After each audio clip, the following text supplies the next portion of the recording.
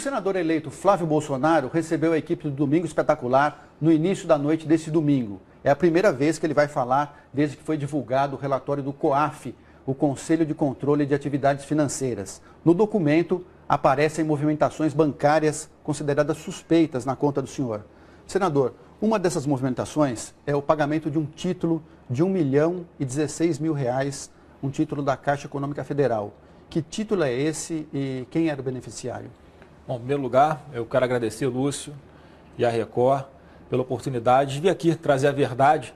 Infelizmente, eu gostaria muito de estar fazendo isso, trazer os esclarecimentos ao Ministério Público, às autoridades competentes, mas não foi nem me dada a oportunidade de fazer isso. Tem aqui um documento, que é um documento da Caixa, e eu já vou pedir reserva, porque eu quero apresentar isso aqui primeiro para as autoridades, antes de apresentar à imprensa. O foro adequado para discutir isso não é a imprensa, com todo respeito, é o Ministério Público, seja federal ou estadual, dependendo do que o Supremo determinar. Eu vou entrar nesse assunto, mas está aqui. É um documento da Caixa, é um contrato com a Caixa Econômica Federal, e não é nada mais do que o seguinte: um apartamento que eu comprei na planta, e quando você compra apartamento na planta, o financiamento fica com a construtora. Quando sai o habite-se, é quando a Caixa pode fazer o financiamento. O que você faz? Você busca a Caixa, que tem um juros menor. A Caixa vai, paga a sua dívida com a construtora, e eu deixo de ser devedor da construtora e passo a ser devedor da Caixa. Então quem pagou, quem fez essa operação, foi a Caixa Econômica. Não foi dinheiro meu. Então está explicado isso aqui, não tem nada a ver. A Caixa Econômica Federal... Esse R$1 milhão era a quitação do apartamento, então? A Caixa quita o restante do financiamento que eu tinha com a construtora e eu passo a dever agora, não mais a construtora, passo a dever a Caixa Econômica Federal. Só isso. Então o título era um pagamento para a construtora? A Caixa pagou esse valor, não fui eu que paguei. Eles pagam a minha dívida e eu passo a ser devedor da Caixa. Qual era a construtora? PDG. A PDG. E um imóvel que você tem até hoje no Rio de Janeiro? Não, esse imóvel foi vendido. Em seguida, hoje o meu patrimônio é um imóvel que eu tenho na Barra e uma sala comercial. Esse imóvel já não pertence mais? Esse já foi vendido. E estava declarado? Tá tudo claro que estava declarado. Claro, tudo na minha vida é declarado. Os meus imóveis, as minhas movimentações, tudo. Não tenho nada para esconder de ninguém. Senador, o pagamento desse título foi em 2017? Foi 2017. 2017. Qual era o valor do apartamento? Olha, esse título aqui, o que eu estava devendo, era um pouco mais de R$1 milhão. E aí a dívida passa da construtora, que estava ali, que foi onde eu comprei o apartamento na planta, e eu passo para a Caixa, nada além disso. Simples de explicar. Agora Caixa quitou o apartamento e o senhor passou a dever o valor do apartamento para a Caixa. Era normal. Essa é a burocracia do financiamento, né? Então, assim, não tem nada demais nessa questão aí, por exemplo. Esse apartamento depois foi vendido já depois que o senhor terminou o financiamento com a Caixa? Não, foi vendido. Foi encerrado. Foi vendido em seguida esse apartamento. Então, se procurar lá na conta, acabou que houve um atraso na entrega do imóvel e eu precisei vender. Então, todo mês tem o pagamento para a Caixa. Depois disso, débito na conta. Senador, outra questão que levantou suspeita no relatório do COAF. Entre junho e julho de 2017, no prazo de um mês, o senhor recebeu 48 depósitos em torno de R$2 mil. Foram em 3 meses, né, R$96 mil, em que eles tentam, de uma forma muito baixa, querer insinuar que a origem desse dinheiro tem alguma coisa a ver com um ex-assessor meu ou com terceiros. Não tem. Eu explico mais uma vez. Eu sou empresário. O que eu ganho na minha empresa é muito mais do que eu ganho como deputado. Eu não vivo só do salário de deputado. E além disso, está aqui a origem. Mais uma coisa que eu vou mostrar, mas que eu peço reserva, porque eu vou apresentar no momento oportuno para as autoridades, que é a escritura do apartamento que eu vendi. Sabe qual foi o valor do apartamento que eu vendi? R$2.400.000. Não é o mesmo apartamento. É o mesmo, por coincidência, é o mesmo apartamento que eu vendi logo em seguida. Então, não tenho nada para esconder de ninguém. Esse apartamento aqui foi pago direitinho, bonitinho. Então, e só para complementar, vou chegar lá. Então, estou mostrando para vocês qual é a origem. Tem origem, não é origem ilícita, não tem origem em terceiros. Agora, por que aparece dessa forma? Porque esse dinheiro, que é um dinheiro meu, era depositado na minha própria conta. E como tem que ser de R$2 em R$2 mil, porque o limite para você fazer o depósito no caixa eletrônico, naquele papelzinho, são R$2 mil, foi feito dessa forma. Não tem mistério nenhum. Está tudo declarado, justificado no papel. Está declarado ao fisco, está declarado, né, na escritura. Se fosse algo de ilícito, você acha que eu vou botar na minha conta? Não tem dinheiro ilícito na minha mão. Mas o senhor depositava em dinheiro na própria conta? Eu recebi uma parte, como eu sou empresário, eu pego o dinheiro, às vezes, da empresa em cash. Uma parte foi desse apartamento foi pago também em cash. Está aqui escrito na escritura. Senador, para não ficar nenhuma dúvida, esse imóvel, então, esse referido imóvel, qual o endereço dele no Rio de Janeiro? Na Zona Sul do Rio de Janeiro, está aqui escrito na escritura. Tá? E mais uma vez, eu quero apresentar isso aqui. Falar rua, eu não quero falar detalhes. Tá. Aqui não é o foro competente para tratar disso. Eu quero tranquilizar todo mundo que está aqui, as provas estão aqui. Eu só queria ter a oportunidade de mostrar isso aqui para a autoridade competente, mas não tive. E o que levantou suspeita, esses depósitos eram feitos no caixa, né, no banco, na agência bancária, dentro da Assembleia Legislativa do Rio de Janeiro. Trabalho. É no seu trabalho. É o meu gabinete. É a agência bancária que todo mundo da Assembleia vai ali para fazer as suas operações de depósito, de conta, pagar, não sei o quê. Saque no caixa. É embaixo do plenário essa agência, não tem mistério. O ex-assessor do senhor, Fabrício Queiroz, trabalhou com o senhor na Assembleia Legislativa do Rio de Janeiro, ele movimentou na conta dele, num período de 3 anos, 7 milhões de reais. Ele mora numa casa simples, ele recebia um salário, né, segundo se divulga aí, de 23 mil reais. O senhor acha que é compatível essa movimentação com a vida que ele levava e com o salário que ele recebia? Olha, o que meu ex-assessor faz ou deixa de fazer é a responsabilidade dele. Eu não tenho como saber o que aconteceu, porque a imprensa às vezes coloca de um jeito, né? Você pega, antes era um ano, o vazamento que foi do sigilo dele foi de 1 ano. Aí ele movimentou 1.200.000 reais. Aí você vai ver, não foi 1.200.000 reais. Foram 600 mil reais que entraram e 600 mil reais que saíram. E quando ele me diz, ô Lúcio, lá no começo que eu fui questioná-lo, que dinheiro é esse? E eu até falei, ele me deu uma explicação plausível. O que ele me falou? Ele falou que grande parte desse dinheiro era dinheiro dele, né, que ele como policial recebia, na Assembleia recebia, e a família depositava na conta dele.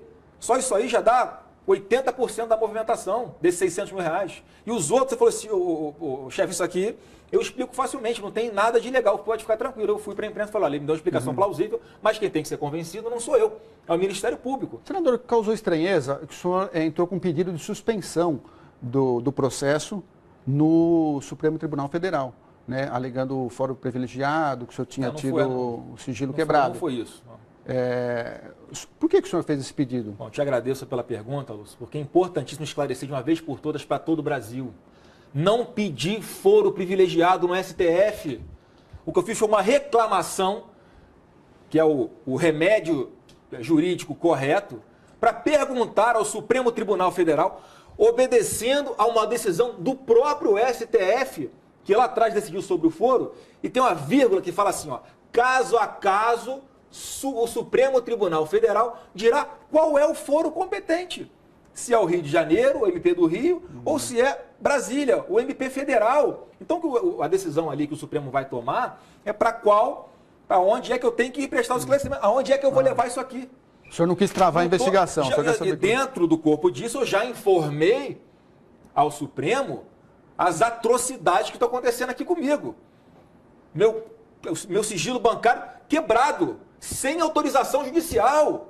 Provei ali que, além de quebrarem o meu sigilo sem autorização, Lúcio, eles deram publicidade para isso. Por que essa pressa? Tudo no seu tempo, eu vou prestar esclarecimento à autoridade competente. Por que essa perseguição comigo? Senador, o que levantou muita suspeita é o seguinte, existe uma prática